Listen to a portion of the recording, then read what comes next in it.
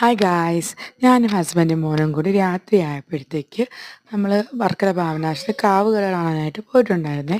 അവിടെ ഒരുപാട് ചെറിയ ചെറിയ ചെറിയ കുഞ്ഞു കുഞ്ഞു ഷോപ്പുകളെല്ലാം അവിടെ വന്നിട്ടുണ്ടായിരുന്നു.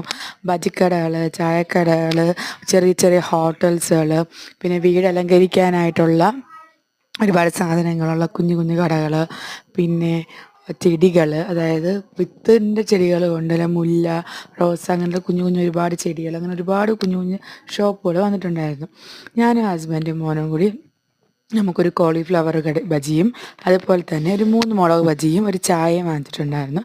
നമ്മളത് അവിടെ നിന്ന് കഴിച്ചിട്ട് ചൂടോടുകൂടെ അവർ വറുത്തിങ്ങനെ കോരി തരുമായിരുന്നേ.